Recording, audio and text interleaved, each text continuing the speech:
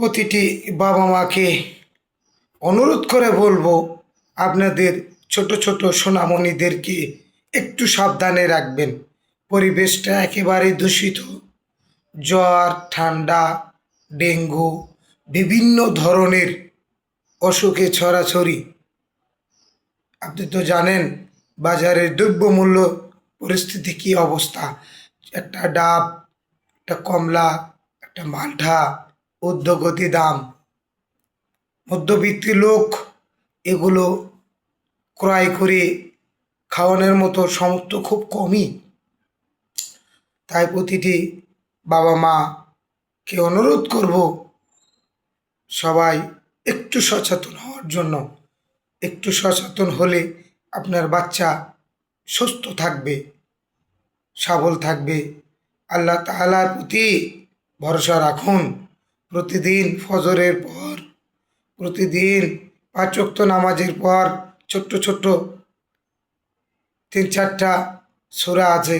সূরা নাস, সূরা ফালাক, সূরা ইখলাস, সূরা কাফিরুন। এই 4টা সূরা পড়ে আপনার বাচ্চার শরীরে ফু দিয়ে দিন। আল্লাহ তাআলা বলছে সুস্থতার মালিক আমি। সূরা শিফা, সূরা ফাতিহা, যেটা বলি আলহামদু সূরা, সবাই ম্যাক্সিমাম আমরা জানি।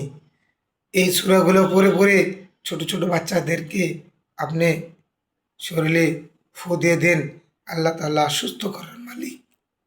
আল্লাহ আরও বলেন, কোরআন হচ্ছে আপনাদের শিফা। প্রতিদিন অল্প করে হলেও একটু কোরআন তেলাওয়াত করুন, সংসারের ভিতরে শান্তি আসবে, আপনার লাইফ চলতে কোনো সমস্যা হবে না।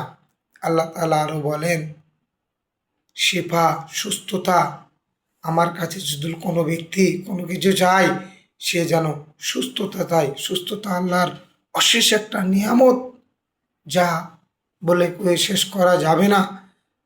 প্রতিটি মানুষ আল্লাহর দরবারে যা আসবে, প্রতিটি মানুষকে ফিরে যেতে হবে। তাই প্রতিটি মানুষ বেঁচে থাকা অবস্থায় যেন আল্লাহর কাছে বলে, আল্লাহ তুমি আমাকে সুস্থতা দান করো। আল্লাহ, আল্লাহ তুমি আমাকে সুস্থতা দান করো। আল্লাহ, সুস্থতার উপরে আর কোনো নিয়ামত নাই। সুস্থতা বড়, সবচেয়ে বড় নিয়ামত।